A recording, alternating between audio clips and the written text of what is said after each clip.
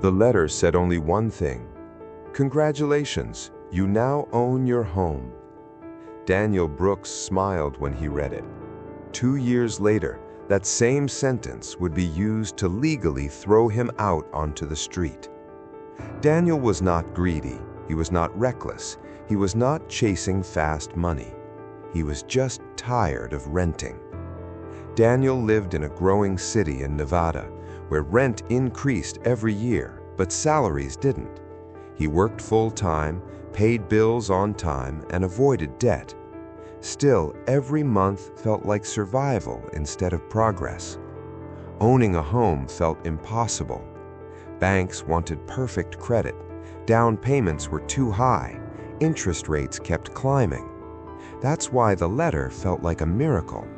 It arrived in a plain envelope. No ads, no logos, just his name and address typed neatly. Inside was a simple message explaining a new path to home ownership for working Americans.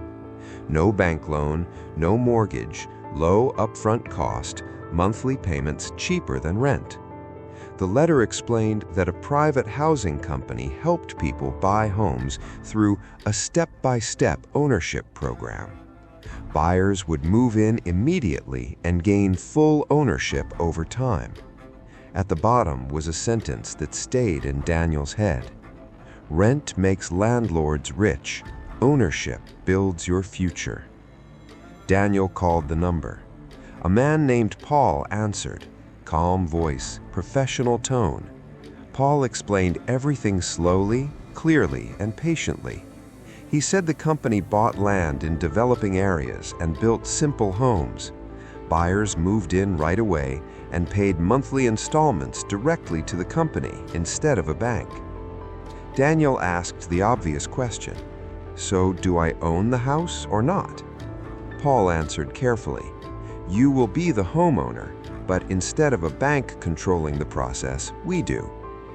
That sounded reasonable to Daniel. Daniel researched the company.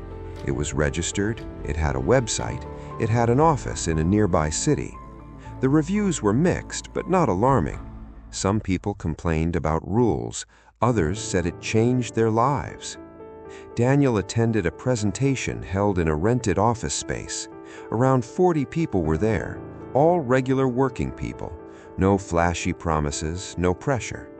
The company explained everything in simple terms. They said, "This is not a traditional purchase, this is a structured ownership program." Daniel didn't care about the structure, he cared about results. He signed. A month later, Daniel stood inside his new house. 2 bedrooms, 1 bathroom, a small yard. Nothing fancy, but it was quiet, it was clean, and it was his. Or so he thought. The first year was perfect.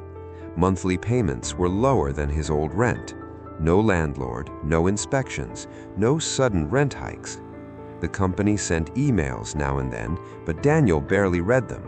They talked about community standards and long-term planning. It all sounded normal. Then small changes began.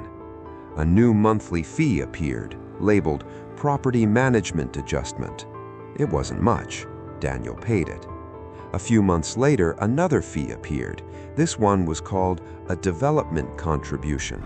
Again, not huge. Daniel paid it. Then came the rules. Trash bins must be placed exactly as instructed. No guests staying more than 7 days. No changes to the exterior. No personal businesses operated from home. Violations resulted in fines. Daniel followed the rules, but some neighbors didn't. He noticed people leaving. One family packed up overnight. Another house stayed empty for weeks. When Daniel asked the company, they said those residents had chosen to exit the program. New people moved into those houses quickly, at higher monthly payments. That's when Daniel started paying attention. One day, a thick envelope arrived. Inside was a notice titled Ownership Status Update. It explained that the company was updating contracts for legal clarity.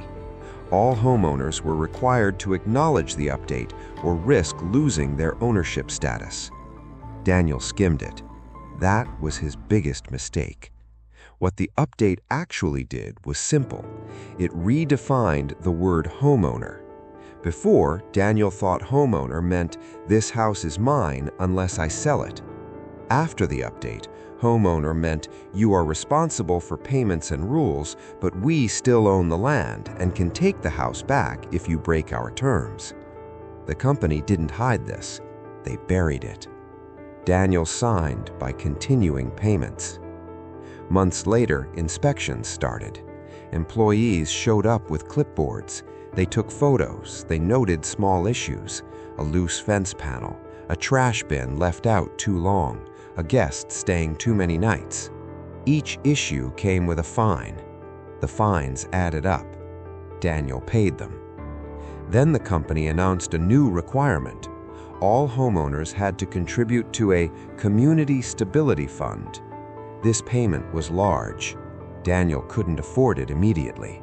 He asked for time. The company sent him another letter. This one said, "Congratulations, you are now officially recognized as a homeowner under our program." Daniel didn't understand why this letter sounded different. Here is what it really meant. Now that Daniel was officially labeled a homeowner, the company said he was no longer protected like a tenant. That meant no eviction protections, no grace periods, no landlord responsibilities on their side. He was fully responsible, but still powerless. Daniel missed the stability fund payment. Within weeks, he received a default notice. It said he had violated program terms.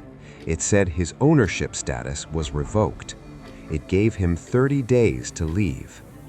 Daniel panicked. He contacted a lawyer. The lawyer read the contract carefully, then said something Daniel would never forget. "You never owned this house the way you thought you did."